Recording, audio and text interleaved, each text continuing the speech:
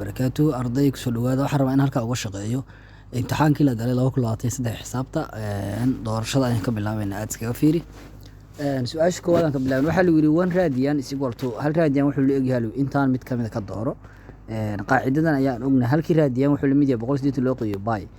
okay haddii lagu dhihi lahaa laba radian meeqa la egtahay waxaa ku dhufanay 180 of by meeqa degree markaas intaan lagu dhuftaa marka si aad degree ugu bedesho waxaa lagu dhuftaa 180 of by haddii lacala lagu yiri radian soo raadina bayda la kormariya by of 180 lagu dhuftaa marka halkii radian waxa uu dhigmaa qaacidadan isticmaalay 180 of by marka hal radian haddii intaan lagu dhufto isla intii la soo laabay Soomaa degree marka wuxuu noqonaa 180 of by marka waxaa saxa b waxaa saxa c ayaa saxa afwan meeshaas qalad ayaa dooranay b daas ma waxa c ah marka waxay noqonaysaa 180 of by ay ku noqonaysaa midaas aad dooranaysaa su'aasha labaad waxa la yiri sec theta oo lagu dhufto cos square theta is equal to waxa la egtahay tan say waxa leenahay sec tan la bedela sega waxa loo bedelaa sec theta waxay u dhigantaa 1 of a cos ay u dhigantaa iska ilaali reciprocal marka laga soo hadlayay reciprocal identities ka 10daas lagu soo qaato 1 of a cos theta ay la mid tahay sidoo kale cos square sida soo qaado marka waxa isla baxay cos theta iyo cos square waa isku fududeynaysa hal cos soo haray marka theta ku soo haray marka jawaab saxda waxay noqonaysaa a ay noqonaysaa cos theta sax ku noqonaysaa su'aashan waxay tahay waa simplification ayaa ku sameynaysaa waa fududeynaysaa waxa lowest term ayaa geynaysaa lowest term ayaa geynaysaa oo kay jawaab sax dooro konton marka tan oo kale calculator iska gelo iska fududahay konton waxa loo qori karaa 25 lagu dhuftay 25 ay uga bixi labana way ku haray radical marka 5 times radical 2 ku soo baxay oo ka dooran marka jawaabta a saxa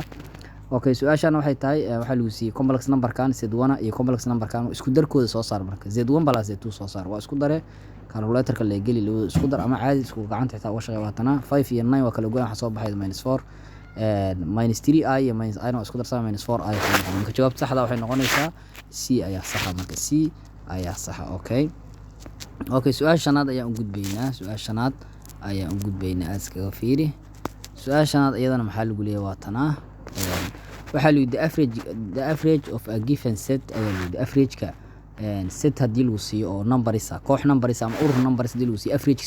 ka wuxuu la mid yahay mean ma ogta marka mean ka wuxuu ah average ma ogta marka arithmetic mean ayaa saxa taas ayaa dooranaysa average iyo mean waa isku macno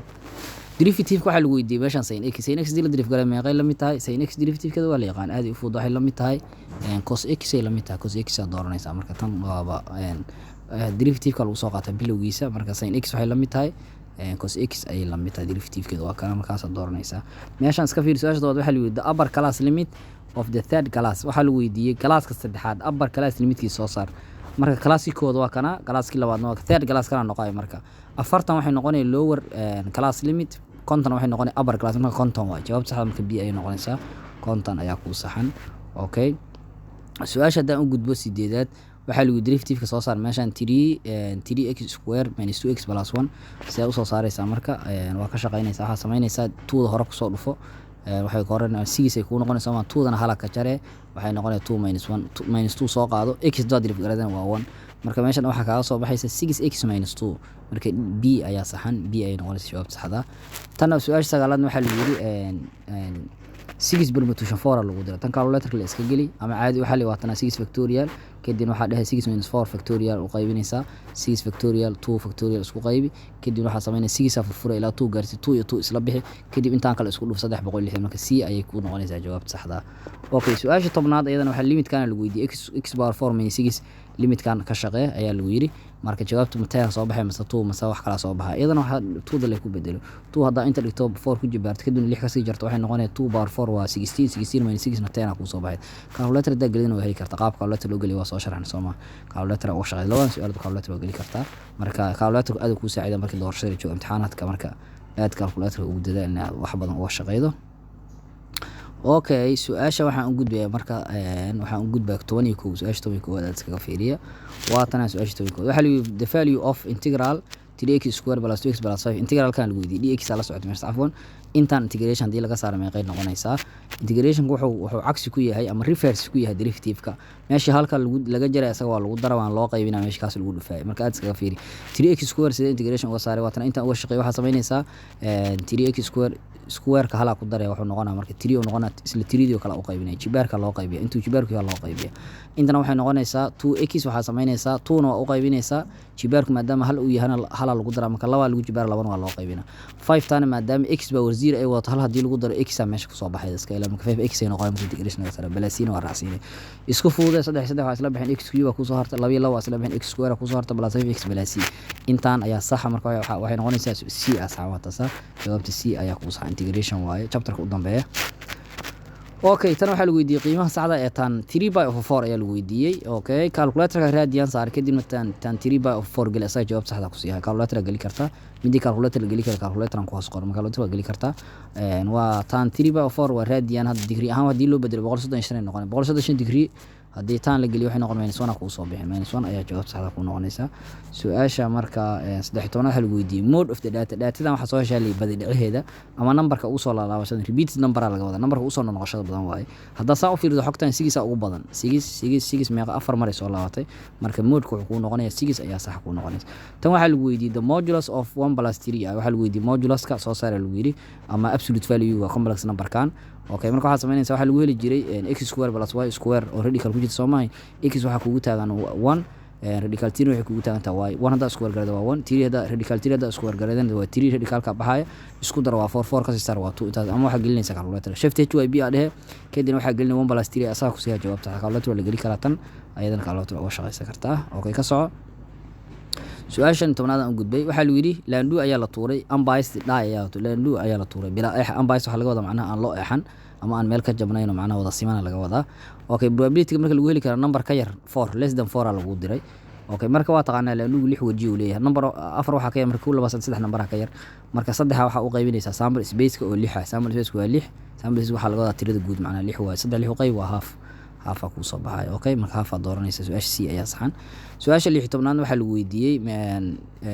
differentiation-ka ama derivative cos x loo qaybisay in x tan oo kale maadaama isku qaybsato waxa la isticmaalaa quotient rule ayaa la isticmaalaa aad iskaga fiiriya marka f of x iyo g of x aan kala qaadan f of x waxa ku noqonaysa tan kore oo ah cos x hadda derivative garada minus x ay noqonaysa g of x waxa u qaataa tan hoose waxay noqonaysaa derivative garada waxay ku noqonaysaa g prime of x ay ku noqonaysaa cos x ay ku noqonaysaa okay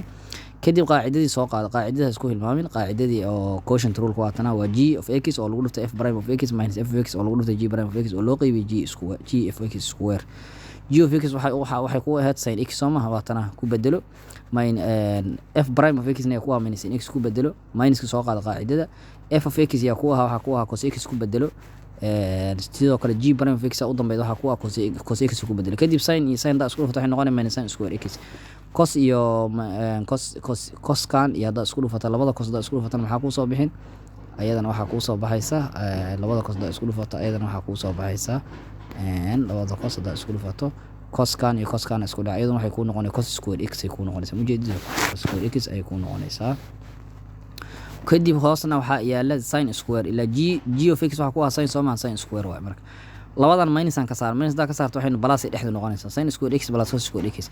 intaan waxay u dhigantaa 1 waa taqaanaa trigonometry ku soo barata chapter 1 marka waxay noqonaysaa -1 ay noqonaysaa sin square x oo 1 of a sin hada waa taa waxay u dhigantaa cosecant iska ilaali maadaama sin square waa square ayadan la saaraa marka waxa jawaabta saxda waxay noqonaysaa minus cosecant square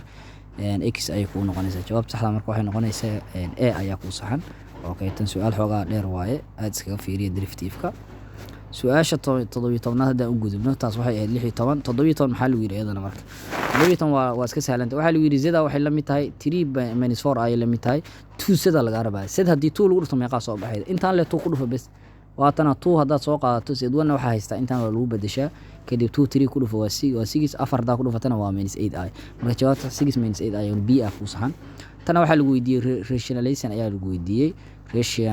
rationalization ayaa lagu weydiiyay waxa laga wadaa in radicalka hooseeyaha laga taqalusa laga wadaa macnaha waa radicalka hooseeyaha inta badan waxa lagu dhufaa cagsigiisa ama conjugatekiisa lagu dhufaa kadibna saasay hooseeyaha radicalka uga baabaa marka 1 plus radical 2 ayaa waxaan ku dhufanaynaa 1 minus radical 2 meel walba uga dhufaynaa hadaa kor isku dhufto waxay noqonaysaa 2 oo ku dhaxsan 2 radical 2 hoosna maadaama a plus b oo lagu dhufto a minus b ahaan ay u qoran tahay 1 ka waa square radical 2 square saara kadib 1 ay noqonay kana 2 oo ku noqonaa kana minus 2 minus da u qaybta kana minus noqonaa kana plus noqonaa waxa soo baxayda -2 plus 2 radical 2 ayaa soo baxayda inkastoo jawaabta aysan ku jirin laakiin d ugu dhow d hadii -2 as lagu dari lahaa jawaabta sax noqonaysa marka error jira meeshan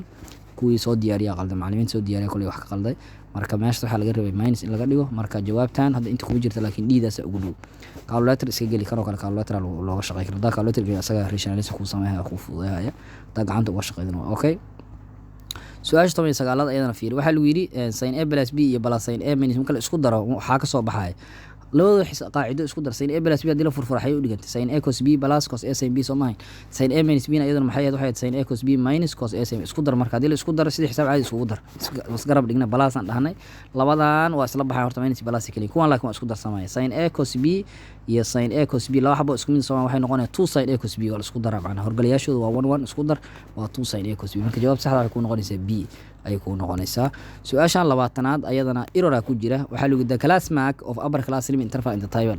marka class mark lagu diray class mark hadda waa classka class kasta wuxuu leeyahay moogta class mark ma class koowaad ma classka labaad ma class saddex marka lagu macayin meesha in la cayimaa la rabay maadaama class mark waxa lagu helaa upper class limit oo lagu diray lower class limit oo loo qaybiyay laba lagu helaa qaacidaas loo isticmaalaa marka upper class limit kan kan koowaad miya kan labaad miya kan saddex kee laga soo saaraa macnaha laga soo saaraa class maaga lama sheegin marka su-aasha error ku jira marka haddii kan koowaad oo kale hadda aan fiirino waxay noqonaysaa 10 iyo 30 isku daraa kadibna waa isku qaybina 20 jawaabtu waa kamid kan labaad oo kale hadda hadii 30 iyo 50 la isku dar waa 80 labaad hadii loo qaybo waa 40 iyaduna way ku jirtaa jawaabta midda saddexaad laakiin jawaabtu kuma jirto waa 60 marka waxaa la dooranaa b miya la dooranaa waxaa la dooranaa d miya la dooranaa midna lama kala yaqaan marka meesha su-aasha error ku jira aad looma fiirin markii la soo qorayay marka intaas ayay ku eg tahay qaybteennii oo multiple choice ama doorashada. Assalaamu calaykum waraxmatullaahi wabarakaatuh.